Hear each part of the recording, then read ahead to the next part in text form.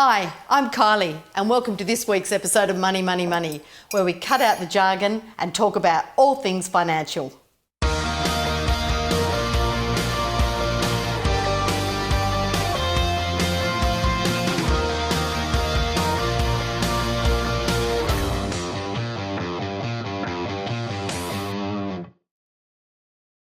Hi and welcome to Money, Money, Money.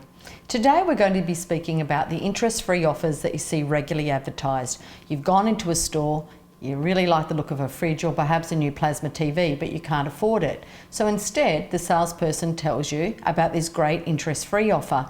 It's a subject close to our heart because we see many people that have fallen into trouble by taking these offers.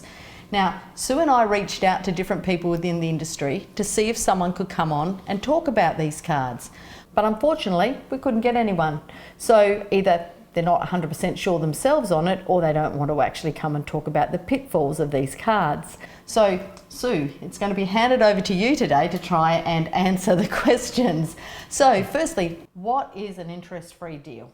Well, generally, as you've already said, they're offered by department stores.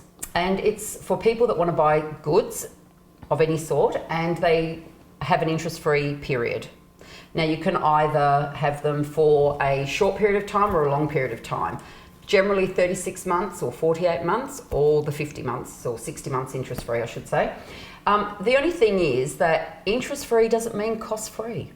Yeah, and that's the scary thing, isn't it? We see loads of clients through our business that have come in and they're on a great interest-free offer, according to them, but they never actually looked into the costs associated with these interest-free deals. Let's go through them. Well, let's. So first of all, generally they're a store card of some description. And most times, even though you might only go in for a fridge or a TV, and it might only be, say, $3,000 that you need. You come out with a fridge, a TV, a lounge suite and something else. And a limit that's usually higher than what you need, which then means that, you've got room to go back in there and buy more stuff. And the interest-free can be in two ways. So you can either have a take home now, pay later, so you pay at the end of the term, or you can have a take home now and pay during the term. So installments along the way. So generally monthly? Yes, generally monthly. But again, if you don't read your terms and conditions and actually work out what your fees are going to be and whether your interest is going to be whether you're going to be charged interest at the end of the term if you haven't paid for it. So if you do one of the take home now, pay later, and you don't actually pay for it on the day that it's due, are you going to be charged interest from the very beginning?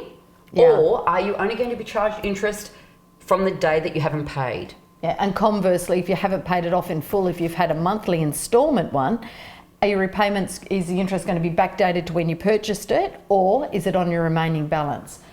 From what I can see, most of them these days are on your remaining balance, but they're all different and you do need to check your terms and conditions really thoroughly on those. Yes, you definitely do. Yep. So costs, Sue, let's run through them because I've seen them and they've been astronomical and sometimes added up to more than what interest would have been had you just grabbed it on your credit card.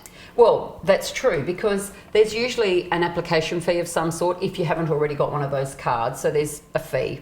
And that's different depending on which store you go to. I reckon about $99 generally. Really, yeah. Generally. And then there's usually a monthly fee of some description. So again, maybe up to $10. And then if you make a late payment, there'll be fees for that. So if you imagine, even with the application fee or the original fee of say $100 and then $10 a month, and you've done it over, a 5-year term, that can add up to a fair bit of money, $600-700. That's right. So your cost of goods has in fact gone up by $700. So what you thought you were paying $2,000 for, and it's a brilliant idea of not paying interest, in fact cost you $2,700 over that time. Yes. And so perhaps a better thing to do might have been to save the money in the first place rather than get the card, or maybe a lay-by, which is very old-fashioned, but I think they still have those things. Well, some stores hopefully still have them, and I think that's a great way. Before the interest-free came in, we used to lay by ourselves, and it does mean you're buying what you can afford. That's right, because the thing with store cards is it's not like they actually work out whether you can or can't afford them. Yeah, they just give it to you. So how easy are they to get? Because that's a really important point. Driver's license, that's it. So there's no paychecks or anything? Nothing. No, not that I know of. Again, we're not experts, so this No, is we're just not. our general observations. That's right. General observation is that from clients, I've been told all you need is your driver's license. That's it. So pretty much as long as you are who you say you are on your driver's license, they will then give you one of those interest-free deals based on the term that you want. You don't have to be able to service it. So really, if you're going to do one of those types of deals, you really need to make sure that you can afford it. And often you seem to get a higher credit limit than what you actually had. So if you had a $2,000 couch, you might find your credit limit's $5,000. Yep. And that can be really important when you're looking at perhaps either purchasing your first home or refinancing or even getting a car loan. This is a debt that will be taken into account. Definitely, most definitely. Yeah, a lot of people don't realise that it actually is a liability. They think it's interest free, it doesn't really count. And we do find sometimes people forget to put that on their assets and liabilities, but it's a liability and it does count. Definitely, and not just at the $2,000 that you might have put on there, at the actual limit that you got in the first place. So if you ended up with a $5,000 limit, that's the liability that you will have to account for when you're applying for a different type of loan. Yep. So the same thing goes, if you don't repay the debt, you get to the end of it and you don't want to repay it, you have to. It's a liability and it is noted on your credit report. Absolutely, and also if you don't pay for it and you go into default, that's also noted on your credit report. So again, that could be a really big issue. All right, so let's cover off on the great things about them and the pitfalls. I'll do great because that's easier. Of course. All right. Then. All right, Fair so enough. the great things are, yes, you can get your goods interest-free, but you need to be aware of the cost. If you're smart and you work out the repayments yourself, you'll have it paid off in full before the time is up and therefore you won't be charged any interest. They're really the main, and they are easy to get. That can be a good and a bad, but let's put it in good for now. Now, cross to the pitfalls. Oh no, what about the fact that you get to take your goods home straight away? Okay, you get to take them home straight away.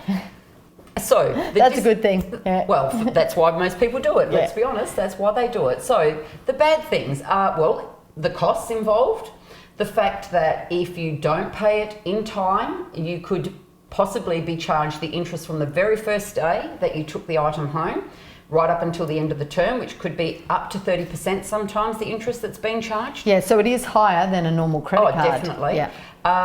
What else is there? Oh, the fact that if you default, it could end up being on your credit report as a bad credit. And it does count as a liability. Oh, definitely. And it definitely counts as liability. So then if you're looking to go and get your first home or get a home loan or get another type of loan, that can actually reduce your ability to borrow. Yep.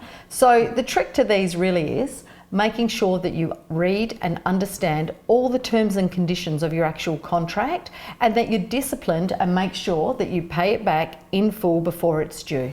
Yes, definitely. And make sure that you can afford it in the first place. So hopefully that's covered off some of the great things and pitfalls about a interest-free, well, credit card, let's call it that, because that's what it is. Interest-free deals. Interest-free deals. Yes. And we'll see you next time on Money, Money, Money. Thanks for watching Money, Money, Money. If you liked this video, hit the red subscribe button. If you'd like to know more information, you can follow us on Facebook or go to our website, linked in the information box below.